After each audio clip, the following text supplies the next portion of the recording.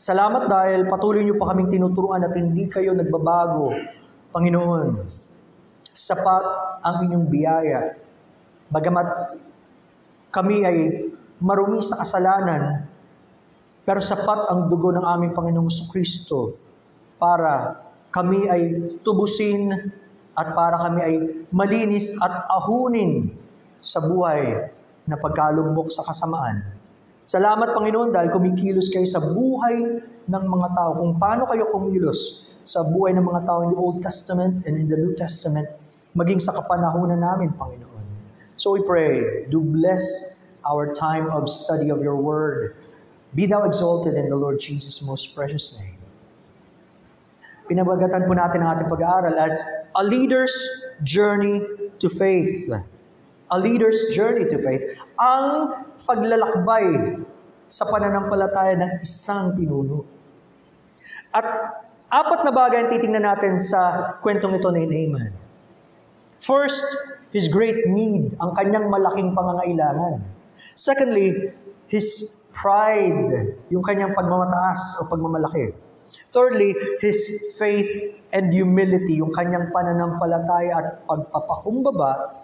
And fourthly, his allegiance to God, ang kanyang pagbibigay ng katapatan sa Diyos. Simulan natin as we go to 2 Kings chapter 5. Makikita niyo agad ang bungad na talata nito in verse number 1. Now, Naaman, commander of the army of the king of Syria, was a great and honorable man in the eyes of his master.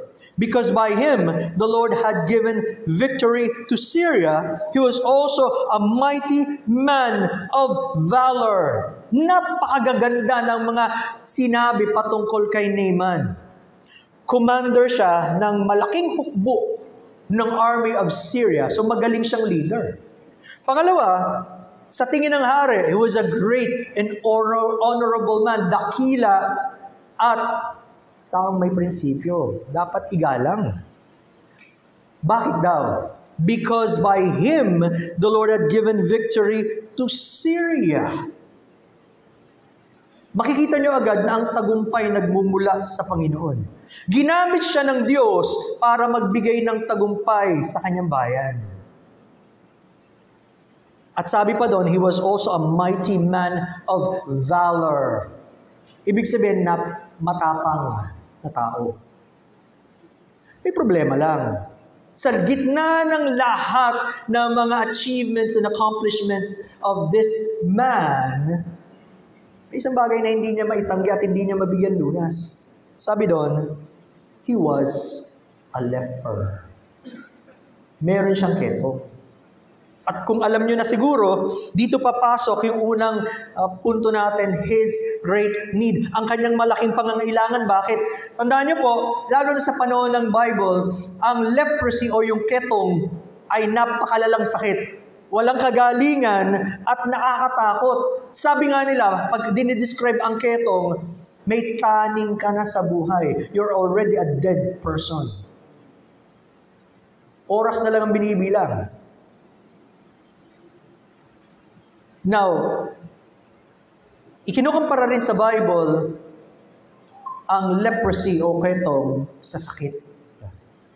Kasi ganun daw ang sakit. Walang lunas na kayang ibigay ang tao. At kung mamamatay ka dito, delikado. Okay? Hindi mo kayang takasan at napakalala ng consequence.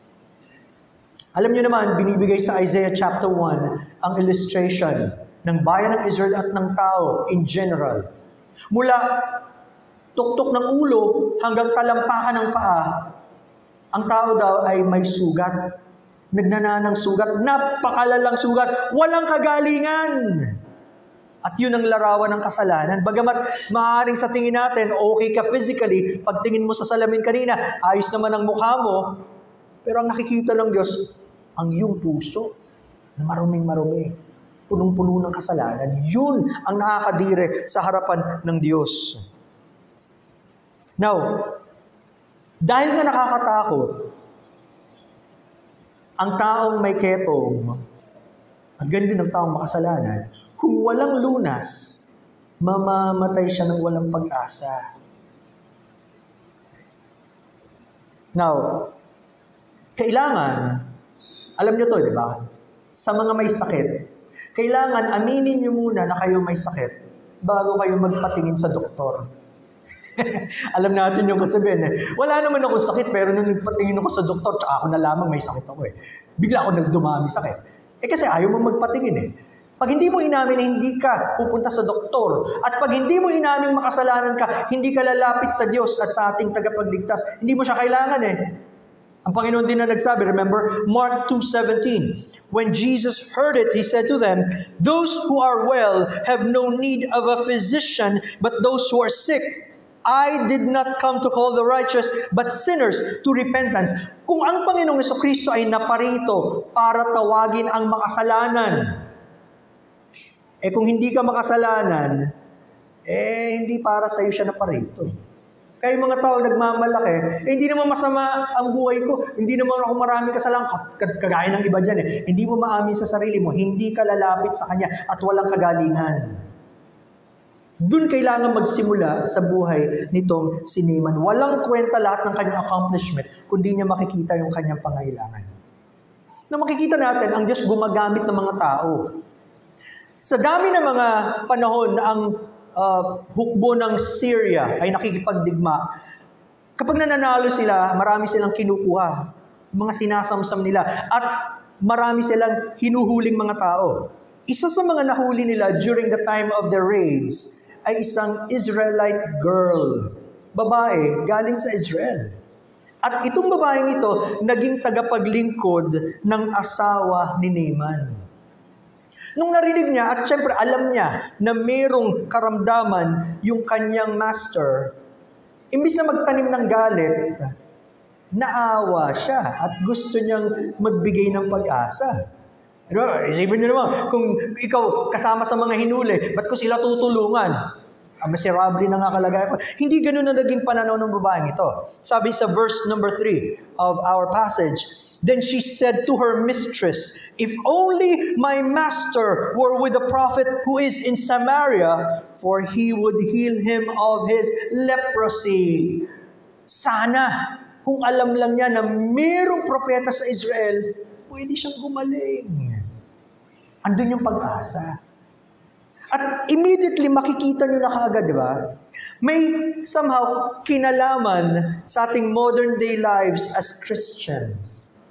Kung tayo naranasan nating patawarin sa kasalanan at meron palang pag-asa sa Panginoong Jesucristo, sino ang magsasabi sa mga tao na nasa kadiliman at nasa kasalanan? Nagpapatuloy sila, wala silang kaalam-alam. Hindi ba tayo na pinagpakilanlan ng Diyos? Kung hindi tayo, sino? At kung hindi ikaw, sino pang gagamitin ng Diyos? At kailan pa? Nagkaroon ng pag-aalala ang babaeng ito. Kaya ganun kahalaga para sa mga Kristiyano na may totoong pagkakilala sa Panginoon. Huwag nating itago yung pag-asa na meron sa Panginoong Jesucristo. Habang nagsasaya tayo, maraming tao araw-araw napapahamak. At hindi mo alam kung kailan sila haharap sa Diyos sa paghatol. Baka nga may kasama tayo ngayon na wala pang pagkakilala sa Diyos. Do you have that concern and burden for people who are lost? Di ba, maliwanag naman yung Romans 10:14. Anong sabi doon? "How then shall they call on Him in whom they have not believed? And how shall they believe in Him of whom they have not heard? And how shall they hear without a preacher?" Paano sila tatawag sa Diyos na hindi nila kilala? At paano nila makikilala ang Diyos kung walang magsasabi? We have the great message of salvation, my friends. Huwag nating kalimutan saan tayo nanggaling at saan tayo hinangon ng Panginoon at ano ang kailangan ng mga tao. At huwag makontento ang mga magulang na naging maayos ang buhay ng mga anak nila, honor students, tapos magaganda na trabaho, may sarili ng pamilya, hindi nila kilala ang Diyos. Okay na yun? That shows our value system.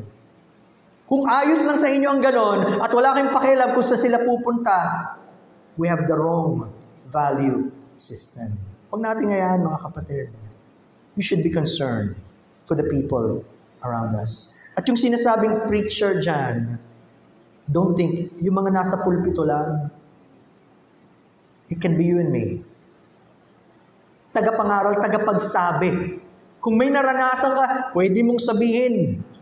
Yung kung ano-anong bagay, kinukwento natin. Yung pa kaya sa Panginoon, di mo maikwento. Kahit sino, yung totoong tinubos ng Panginoon, pwedeng gamitin ng Diyos. So the girl was concerned.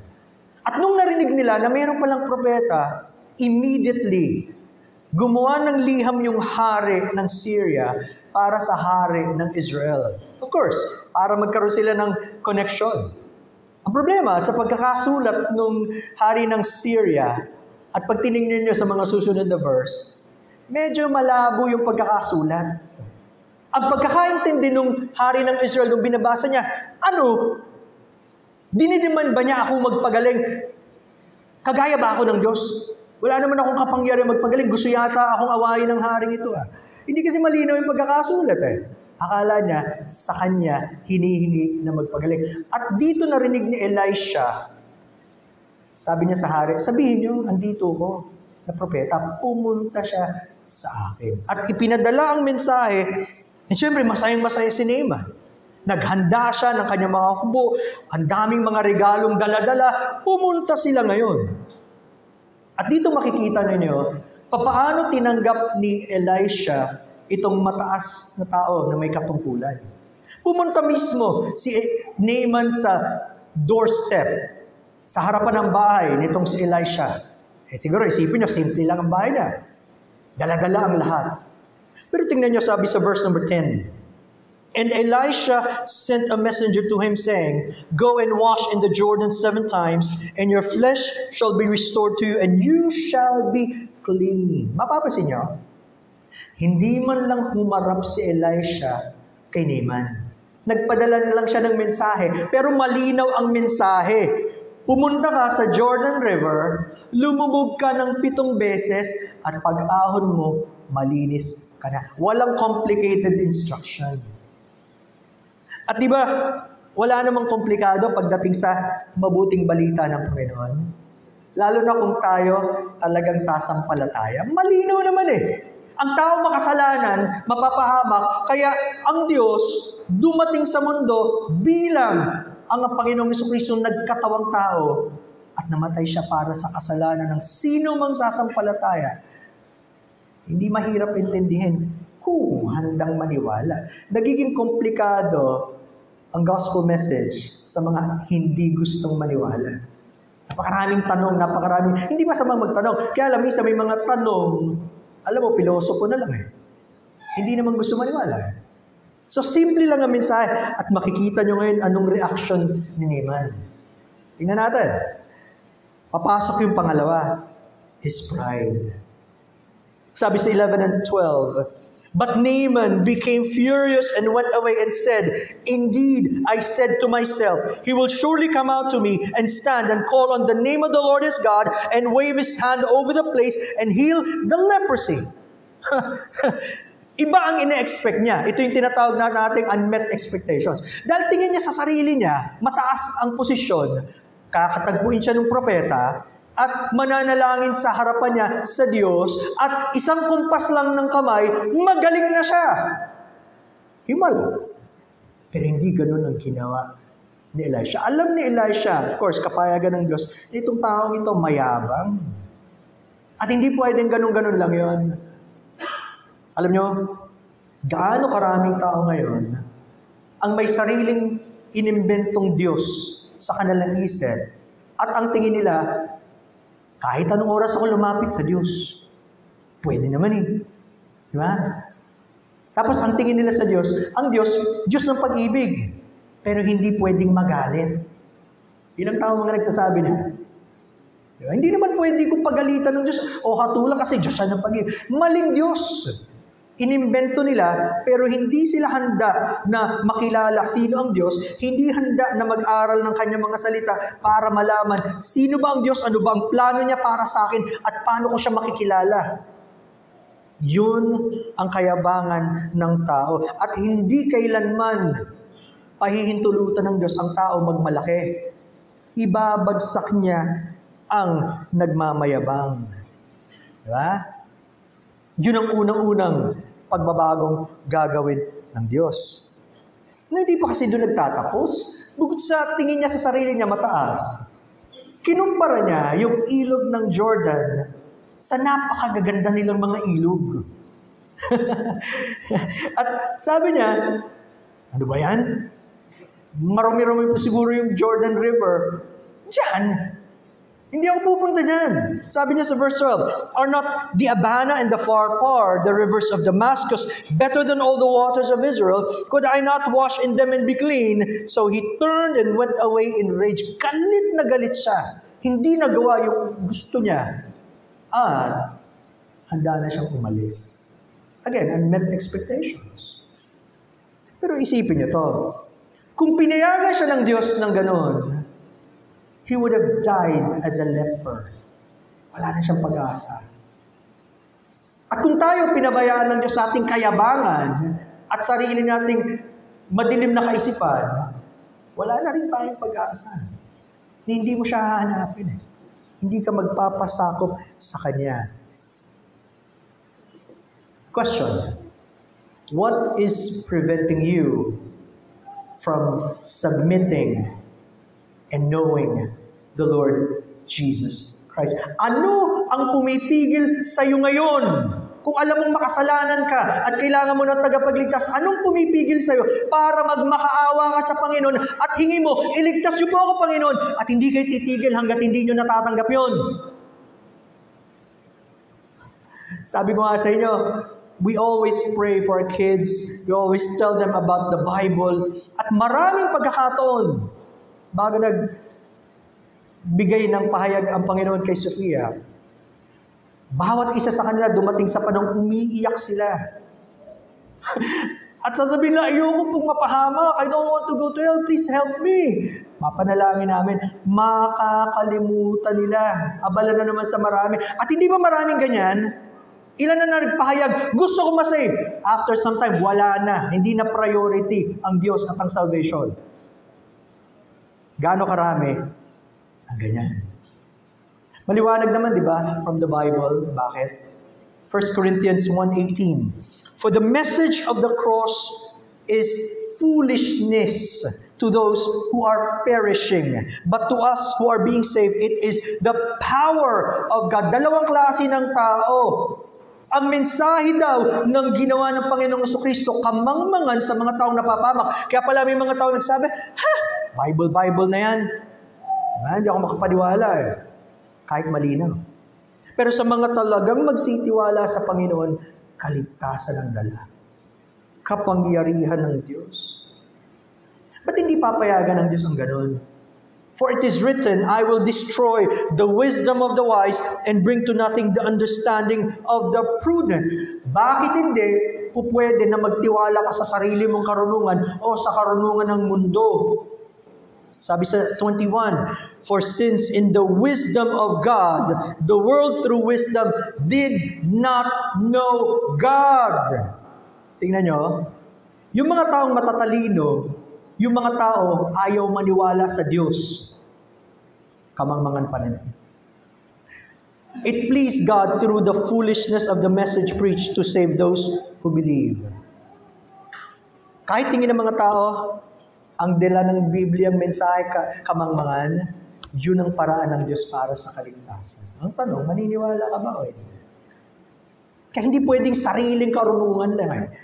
Sabi sa 23, but we preach Christ crucified, to the Jews a stumbling block and to the Greeks foolishness. But to those who are called, both Jews and Greeks, Christ, the power of God and the wisdom of God. Yun ang pagbabago. Sino ba si Kristo sa'yo? Kung walang kwenta ang Panginoon at ang kanyang ginawa, baka isa ka sa mga mapapahamak. At hindi mo nararamdaman ang delikadong kalagayan mo. Pero kung naging mahalaga siya at wala ng katulad ng Panginoon, may ginawa siyang pagbabago. Salamat sa Diyos kung ganun ang pagtiningin natin sa Kanya. Ganun ba si Kristo para sa atin? O nawala na siya ng kabuluhan? gaya ng isip ng karamihan. Huwag po natin hayaan maging ganon, mga kapatid. Alam niyo, buti na lang, parang mas tama ang kaisipan ng mga lingkod nitong si Naaman. Aalis na siya eh. Kinausap siya ng mga lingkod. Sabi, sandali lang, sir. Pwede bang medyo pag-isipan niyo muna? Bakit? Kasi kung pumunta kayo kahit kanino at pinagawa kayo ng napakahirap na bagay, hindi ba gagawin niyo? Gumaling lang.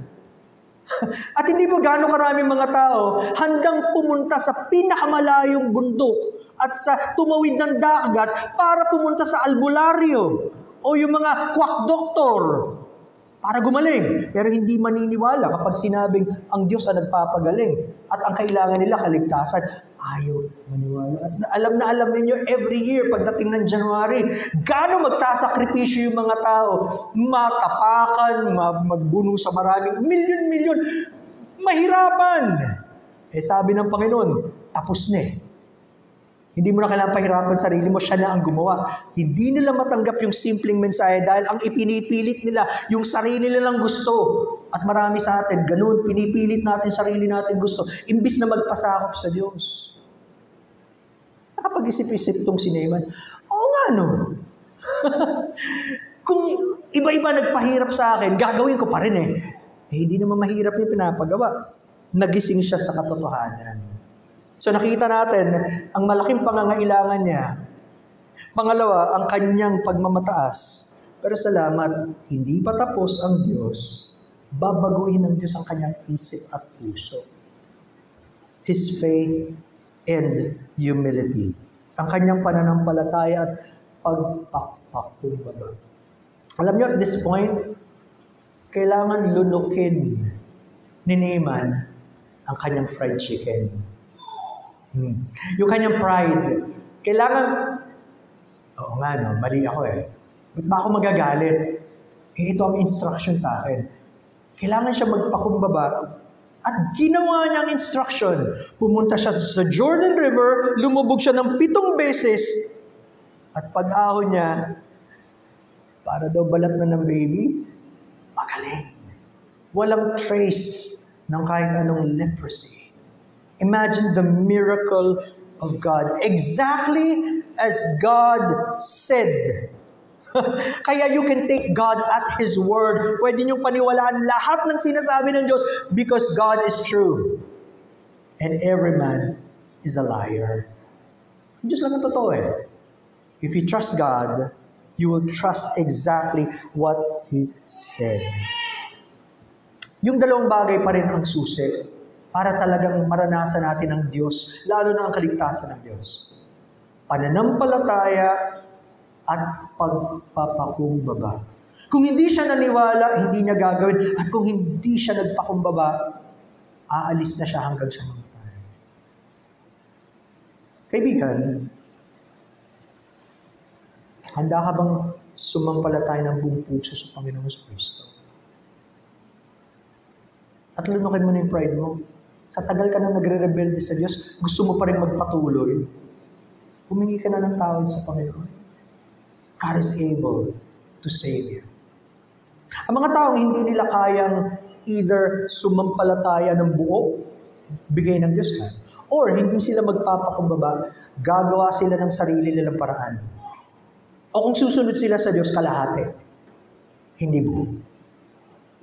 Huwag tayong ganon, mga kaibigan. Dito natin makikita ang kalagahan ng pakikinig ng salita ng Diyos. Are you listening to the Word of God right now? What? Romans 10:17. So then, faith cometh by hearing, and hearing by the Word of God. Hindi ka naman magkakaroon ng pananampalataya sa kapapakinig mo o kapapanood mo ng teledrama. Di ba? O yung mga music ng mundo. No, ang sabi, ang pananampalataya dumarating sa pakikinig ng salita ng Diyos. Kung hindi ka makikinig sa salita ng Diyos, paano mo makikilala ang Diyos? Pero kapag nakilala mo ang Diyos at lumalim, gusto mo pa dagdagan ng Panginoon at tuturuan ka niya, kilala niya yung gusto magpaturo. Kahit bago ka pa lang, kahit matagal ka na, alam ng Diyos. Alam din niya yung nagpapanggap. May tanong nga ako sa Bible class namin, ang isda ba natutulog? Yes or no? Ang isda ba natutulog? Oo naman. Kung tayo kailangan natin ng tulog, bakit hindi pumipikit? Kasi yung talukap ng mata nila, transparent. Malalaman mo, may natutunan sila. Malalaman mo lang tulog yan, hindi gumagalaw. Pag binulabog mo, gagalaw, nagising na yun. Alam niyo ba maraming members sa church o attendees, nakadilat, wala na yung isip, lumipad na. Natutunan through the years, iba na. Huwag tayo ganun. Kaya ang mga lumalalim sa pananampalataya, gusto talagang magpaturo sa Diyos. At kailangan magsimula ni Naaman na makinig at isuko ang kanyang sarili sa Diyos. At dumating siya sa mas malalim na pananampalataya. Ano yun? His allegiance to God. Ang pagbabago ni Naaman, tandaan nyo, hindi lang physical. Marami sa atin, nadadaya tayo sa fact, akala natin ang pinakamahalagang bagay sa buhay natin, physical. Mahalaga yung physical. Because you're both body and spirit. Pero tandaan nyo, bago yung ating physical, yung ating munang spirito, yung kaluluwa natin. Ang pagbabago ng Diyos kay Naaman, hindi lang panglabas, pangloob. And you will see why. There was really a great transformation. Verse 15, and he returned to the man of God, he and all his aides, and came and stood before him, and he said, indeed, now I know that there is no God in all the earth except in Israel. Bumalik siya kay Elisha, hindi niya mapigilan ang sarili niya, at kinonfess niya, sinabi niya, alam ko na ngayon, sa tagal-tagal ng panahon na sumasamba ako sa mga Diyos-Diyosan, iisa lang ang totoong Diyos. At yun ang Diyos ng bansang Israel. Nagpakilala ang totoong Diyos sa kanya. What a wonderful transformation. Remember, ang taong to, buong buhay niya, pagano yan. Wala siyang ibang kilala, kundi yung mga Diyos-Diyosan nila na ginawa lang ng tao. Pero nagpakilala ang Diyos at nakita niya, mali pala yun. Nalaman niya ang katotohanan. You know what? Mangyayari lang na makilala niyo ang Diyos at maging tapat kayo sa Diyos kung kikilos siya sa buhay niyo. Yung dilim, tatanggalin niya, biglang magliliwanag. Naganap ito sa mga Thessalonian Christians. Ano nangyari sabi sa 1 Thessalonians 1:8? For from you, the word of the Lord has sounded forth, not only in Macedonia and Achaia, but also in every place. Your faith toward God has gone out so that we do not need to say anything. Ang pananampalataya ng mga Thessalonian Christians, lumaganap, nalaman ng maraming tao, hindi na kailangan sabihin ng mga apostles. Gusto nilang ipagsabi. Yun ang totoong nagaganap sa Christian. Ayaw mong itago. Gusto mong sabihin. Ano pang nangyari? For they themselves declare concerning us what manner of entry we had to you and how you turned to God from idols to serve the living and true God. May malaking transformation. At tandaan nyo, bawat tao may kanya-kanyang idol sa buhay. Kaya nga, I don't like the term. Yung paboritong artista. Yung idol ko, ano yun? Sinasamba mo? Hindi eh. May iniidolo ka na mas mahalaga sa Diyos. Pwedeng sarili mo yan, yung mga pangarap mo, lahat ng gusto mo sa buhay, pwedeng iniidolo mo yan. At hindi papayagan ng Diyos na may kahagaw siya. Ang totoong pagbabago, mangyayari, kapag nakita mong mali yan, ayoko na, Panginoon, sa buhay ng pagre-rebelde. At sa Diyos-Diyosan, gusto ko na sa inyo ang tunay na Diyos. There's a very, very big transformation. Pinalaya ka na ba ng Diyos sa mga iniidolo mo? Pinalaya ka na ba ng Diyos sa mga bagay na mas mahalaga pa kaysa sa Kanya? Siya na ba talaga ang masasabi mo pinakamahalaga sa lahat? O kahit sa mga professing Christians, bumabalik ka sa dati mong buhay na hindi na siya pinakamahalaga ngayon. Because you're now pursuing so many other things. Wag. Inalis siya ng Diyos doon. In 2 Kings 5:15, as we continue, ito pang sabi niya, "Indeed, now I know that there is no God in all the earth except in Israel. Now therefore, please take a gift from your servant." Sa kanyang pasasalamat sa Diyos, gusto niyang ipakita yung pasasalamat niya. Hindi pwedeng wala lang. At para sa kanya, isang paraan ng pasasalamat, tangible. Di ba? You can love without giving. Yeah? But of course, you cannot give. Or you can give without loving, but you cannot love without giving. Pwedeng nagbibigay ka, wala naman. Wala lang. Pero yung totoong pagmamahal, hindi pwedeng hindi mo ibigay ang sarili mo, ang oras mo, ang iyong talento, at lalo na kung anong hinihingi ng Diyos. Ano yung kaya mong ibigay o gusto mong ibigay para sa Panginoon? Hindi dahil napipilitan ka, pero dahil gusto mong magpasalamat sa Diyos. Alam nyo, makikita nyo si Elisha as truly a man of God. Ayaw niya tumanggap. He was free from greed or covetousness. Sabi sa 16, binibigyan siya, ang daming dala ni Naaman Tanggapin nyo na. Sabi niya, but he said, as the Lord lives, before whom I stand, I will receive nothing. And he urged him to take it, but he refused. Bilang lingkod ng Diyos, alam niya, ginagawa niya lahat yan para sa Diyos. Hindi dahil may kapalit. And you know what? Ang mga lingkod ng Diyos, hindi magsasabi sa inyo, direkta, that they need something. Papanalangin nila yan. Anong role ng church? E di dapat tayo ang nananalangin at sensitibo. Pinag-aaralan nga namin sa aming Bible class kahapon. Nung ginamit ni Paul yung analogy, huwag mong bubusalan. Di ba? Yung baka na nagigiik. Siya na nagtatrabaho, ayaw mo pang pakainin. Ginamit ni Paul in the New Testament para sabihin, di yung mga nangangaral ng Ebanghelyo, tama lang na mabuhay sa Ebanghelyo. Ito ang kanilang dedication para sa Panginoon. Hindi masama para tulungan at suportahan. Natin pandamot. Dapat ang church should learn to pray for the servants of God and be generous. Diba? Let's be a blessing to the people and servants of God.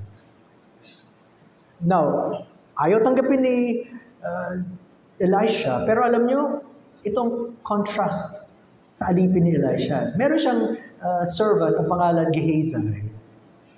Ito ang napaka-greedy. Nagulat siya. Tinanggihan ng master ko. Sayang naman, dami-dami niyan. Magagandang damit, mga mamahaling alas. Ginawa hinabol. Sabi niya, biglang nagkaroon kami ng bisita. Sons of the prophets. Pwede bang bigyan mo ko ng ilan sa mga damit niya at mga... Oo naman, binigay sa kanya. Alam mo, pagbalik niya, saan ka galing? Sabi ni Elisha, wala dyan lang. Hindi mo ba alam ang Espiritu ng Diyos nasa akin? At alam ko nangyari. Simula ngayon, yung ketong, leprosy ni Naaman, mapapasayo at sa iyong lahi. Ang nagpapabagsak sa tao, yung sobrang paghahangad, palayo sa Diyos. Kaya sinabing the love of money is the root of all evil. Hindi yung pera, hindi yung substance, yung puso mo na lumayo sa Diyos, pinagpapalit mo na ang Diyos. Tinanggihan ni Elisha. Pero itong gusto ni Naaman, tingnan niyo sa 17. So Naaman said, "Then if not, please let your servant be given to you 2 mule loads of earth, for your servant will no longer offer either burnt offering or sacrifice to other gods, but to the Lord." Ganto na lang. Kukuha ako ng lupa, mag-uuwi ako sa amin, at ayoko na mag-alay sa mga Diyosusan. Kasi paniwala niya, gaya ng paniwala ng panahon yun, sagrado yung lugar, sa Diyos yan.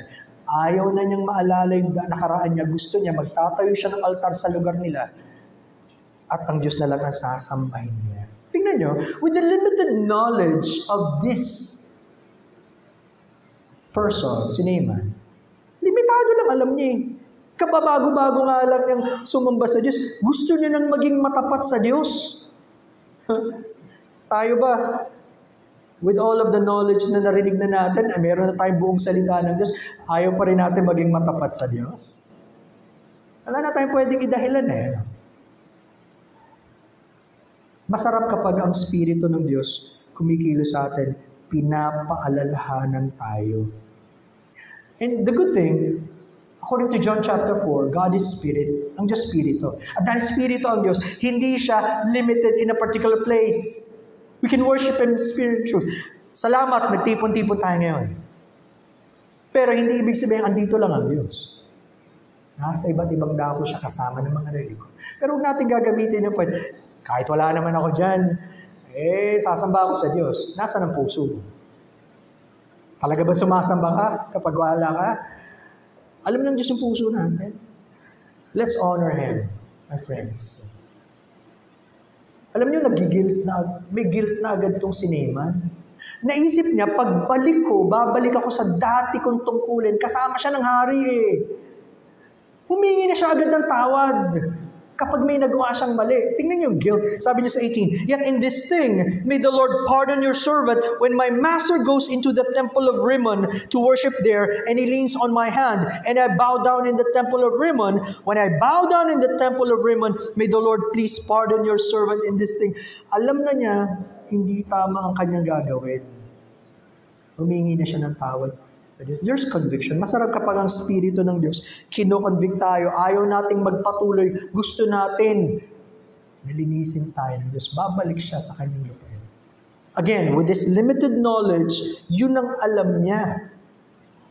Pero tayo, tama ba para sa isang Christian, o nagsasabing Kristiyano, sasabihin niya, ay, sige na nga, gagawin ko yan, alam kong mali, gagawin ko yan, patatawarin naman ako ng Diyos eh. Talaga bang pagsisisi yun? Gumagawa ka na lang ng excuse eh. Wala nang conviction eh, no? Marami ganun eh.